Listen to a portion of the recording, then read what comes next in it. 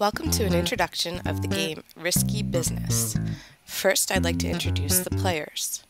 We have the teacher, the skater, the geek, the know-it-all, the prep.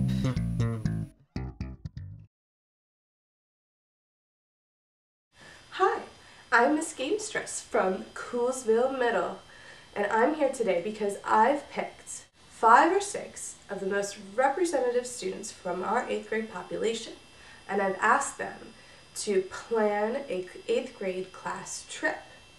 And I've also asked them to figure out different fundraising activities that they can do to raise enough money to pay for the trip for every 8th grade student. Luckily for the 8th grade class, I've chosen students from my Algebra 1 classes because they can use their skills of thinking logically and creating and utilizing algebraic expressions and linear equations, which is definitely helpful when you're trying to assess the profits and expenses of different fundraising activities. These students are going to have to work cooperatively together so that they can assess the facts and figure out the most successful ways and efficient ways to raise money. The quicker they do it, the better off they'll be. So the thing I totally hate about math is you go in there and every day you just sit down and take your pencil out and you just do problems, and it just gets so boring. So then I heard about, this game that we could play called Risky Business, and I was like, well, shoot, playing a game is 10,000 times cooler than sitting there doing the same thing I do every day. And then what I found out was we could play other characters, so I could be Miss Popularity. I thought that was kind of cool, because be different people, that's kind of neat, in math class. So, who wouldn't want to play a game like that? Some of the roles that can be played are the know-it-all like me, because I'm so smart. Or I guess you could be like a skater, they're so dirty. Or, there are kids that are punks, I guess that's what you call them. They're not very happy. But really, anything that you could think of, any role, you definitely have to be able to act them out, because that's one of the major parts of the game. So the things that we can use are our fabulous minds. We can also use the TI-84. We also have a worksheet that we follow along with, and we keep track of how much money we're making and how we're making it. Then we also have, obviously, all of our knowledge of Algebra 1. So I think that the biggest obstacle that we had to face as a group was working cooperatively, because a lot of people don't like to talk to each other.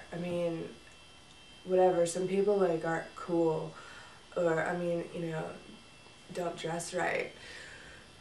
But whatever, we have to get over that, because we need to make money so that we can win the game, and the quicker we do it, the better. And another tough thing was sometimes we picked fundraising activities that really didn't get us a lot of money, but then that just kind of made us think harder about what we were going to do the next time.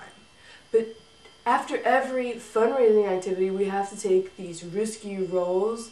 We have to pick a category, and then sometimes we got really bummed out because somebody would get stuck in detention and we'd lose $20 that took us all that time to make. So that was kind of rough. But then on the other hand, sometimes people got straight A's, and then they gained $20, and that was awesome. So that really made us think harder about what we were going to do the next time we raised money. So one of the really big limitations of this game was that there's a teacher role, and the teacher's supposed to be an experienced player, but You know, this is the first time that everybody is getting a chance to play. So, you know, what she did, I mean, what we figured out was, like, if we have something to read and, like, follow along with for the first time, it really made the role of the teacher a lot easier to get. But we still have to use our imaginations because she only gave us 2 examples for the teacher. So, you know, you still have to be creative. You know, you can't just read the paper and play the role, because that's really boring. So we can still use our imaginations. Another big, like, limitation, I guess you would say, was that this game kind of takes a while to play. I mean, I think maybe, I guess, like 90 minutes or 2 periods, but, like, you spend the whole time playing the game. And the reason it takes so long is because sometimes teachers don't, like, encourage kids to hurry up and, like, make a decision. And, you know, to combat that, I guess, that's why, you know, a whole bunch of groups are competing against one another, because whoever makes the most money by the time the game is over, after 90 minutes, they get a prize, like they win, you know. It's also hard because you can't just not teach a lesson that's in the curriculum. You have to stick to the curriculum. So, like, where are you going to find time to play this game? We figured that, you know, like, sometimes after you take unit tests, you know, you need a day off to, like, cool down and let your brain relax a little bit. And also there's, like, those statewide tests, and they take, like, a whole week, and the teacher can't teach anything. So, like, I mean, we could play during that time too, and we're still, like, doing educational stuff, I guess. But I mean, it's a lot more fun than doing problems. Totally. So, like, another totally cool part about playing this game is, you know, after we make our money, we get to take these things called risky rolls, and you get to pick, like, a category, you know, like, homework or respect, like, free. So then you, like, pick your category and you roll the dice, and depending on what number you get, it's, like, a really good thing or a really bad thing. And, like, if it's really bad, we could lose money. Or a really good thing is we gain money. So that was, like, kind of cool, because you don't know what you're going to get. And then, like, the teacher just, like, makes up stuff about you. But, like, I think that was, like, the most exciting part of the game. Definitely. Well, I mean, one really helpful, like, thing was that we got these guides that gave us all these rules and told us how we should play. And then she even tested it out. Like, she had some people come at lunch, and, like, they played the game because she wanted to see, like, if it would work.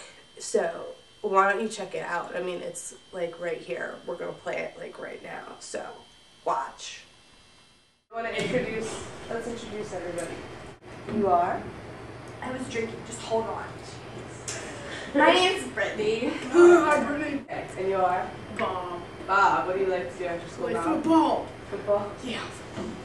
Okay. Football. And what kind of fundraiser would you like to do? Car wash. Oh, yeah. Like, how are you going to do it? We're gonna get cars and wash them with soap, and it's fun. Like, that's how much smart. is that going to Oh. cost? Money. How much? A lot. Well, let's roll the dice to see how much it costs. Okay. We're at 15 per car. All right, somebody roll the 100-sided die. Team leader gets to pick. 40. 40. All right, 40 people came to your car wash.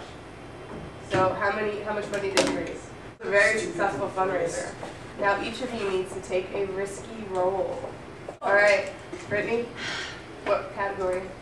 Respect. All right, ouch. You cussed out Miss Fink. Yeah, she was. Go, Brittany. She was really not happy about that. You have ALC for 2 whole days. Do we have mirrors in there? It's rough. No mirrors. No. Really crappy window.